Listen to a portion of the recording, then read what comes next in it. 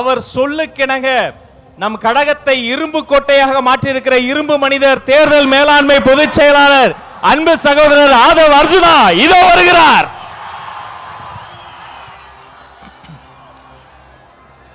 தெய்வத்தால் ஆகாதெனினும் முயற்சிதான் மெய்வர்த்த கூலி தரும். அதாவது அண்ணன் செங்கோட்டையன் அவர்கள் வந்த பிறகு ஒரே ஒரு வருஷம் முடிவாச்சு. சென்ட் ஜார்ஜ் கோட்டை உறுதியாயிருச்சு. கழக தலைவர் அவர்களுக்கும் பொதுச் செயலாளர் ஆனந்தன் அவர்களுக்கும் கழக தோழர் அவர்களுக்கும் என்னுடைய வணக்கத்தை தெரிவித்து,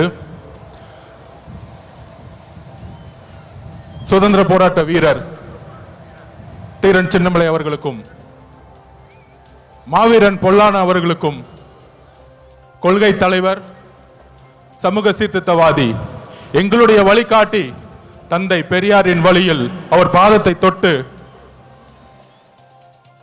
நமக்கான ஒரு மிகப்பெரிய பயணத்தை ஈரோடில் இருந்து தலைவர் தொடங்குகிறார்.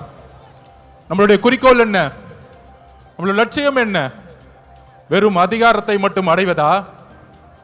இங்க இருக்கக்கூடிய ஈரோடு மக்கள் எந்த அளவிற்கு ஒவ்வொரு விவசாயிகள், ஒவ்வொரு நெசவாளர்கள், ஒவ்வொரு தொழிலாளர்கள் தன்னுடைய வாழ்க்கையில் மிகப்பெரிய துயரத்தையும் ஒவ்வொரு நாளையும் தன்னுடைய குடும்பத்தை நடத்துறதுக்கே இந்த ஆட்சியோடைய ஊழலாலையும் பாதிக்கப்பட்டு இருக்காங்க.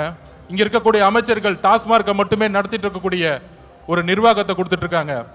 இதை மாற்றணும்னா யாரால மாற்ற முடியும்? யாரால மாற்ற முடியும்? நீங்க சொல்லுங்க. யாரால மாற்ற முடியும்?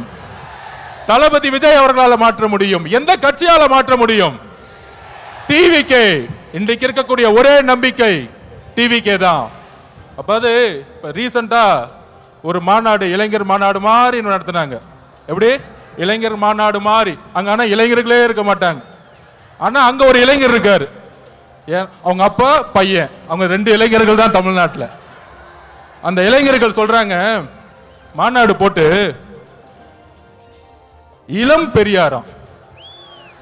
யாருப்பா இளம் பெரியாரு? பெரியாரோட வரலாறு தெரியுமா? பெரியார் ஸ்பெல்லிங் படிக்க தெரியுமா உனக்கு? மழையில படிக்க கொடுத்தா? இதே ஈரோட்டில் மண்ணில் எத்தனை சொற்பொழிவுகள், எத்தனை மாநாடு, எத்தனை உழைப்பு, 70 வருட உழைப்பு. அந்த 70 வருட உழைப்பை சிதைக்கிற மாதிரி இளம் பெரியார்னு சொல்றீங்களே உங்க மகனுக்கு, இதுவா ஆட்சி? திராவிட கழகம் என்ன செய்து கொண்டிட்டு இருக்கிறது? பெரியாரை வந்து அவமானப்படுத்தும் பொழுது இதே உங்க மகன் 5 வருஷத்துக்கு முன்னாடி சினிமால சமூக நீதி என்னன்னு கொஸ்டின் கேட்டார். சமூக நீதி தெரியாதவர் இளம் பெரியாரா? யாருங்க இங்க இளம் பெரியார்? மக்கள் கிட்ட நம்ம கேட்கிறோம், யார் இங்க இளம் பெரியார்? நீங்க சொல்லுங்க, யாருங்க இளம் பெரியார்? பெரியார் அவர்களுக்கு முன்பு ஒரு தலைவர் இன்னும் உருவாகவில்லை, எதிர்காலத்திலும் உருவாக்கப்பட முடியாது.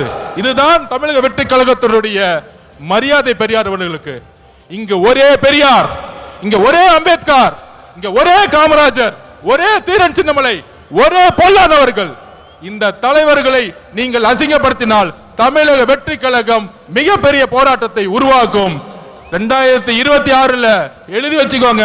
2026, 31, 36 போயிட்டே இருப்போம். தெளிவா இருக்கு. மக்கள் முடிவு பண்ணிட்டாங்க. உங்களுடைய சூதுனால மிகப்பெரிய இழப்புக்கு அப்புறம் தலைவர் அவர்களை மக்கள்கிட்ட இருந்து பிரிக்க பார்த்தீங்க. ஆனால் இங்க இருக்கிற கூட்டம், இங்க இருக்கக்கூடிய மக்கள் சக்தி, இங்க இருக்கக்கூடிய பெண்கள் சக்தி எந்த அளவிற்கு தலைவர் மீது நம்பிக்கையும் அன்பையும் வச்சிருக்காங்க. இந்த கூட்டம் இல்ல, இந்த மக்கள் கூட்டத்துடைய எழுச்சி இந்த ஆட்சியாளர்களை துரத்தக்கூடிய ஒரு எலெக்ஷனா இருக்குங்கிறத பதிவு பண்ணிது. தலைவர் அவர்களுடைய பேச்ச நீங்க மட்டுமல்ல, ஒட்டுமொத்த தமிழகம் கேட்கறது ரெடியா இருக்கு. கேட்கலாமா? நன்றி, வணக்கம்.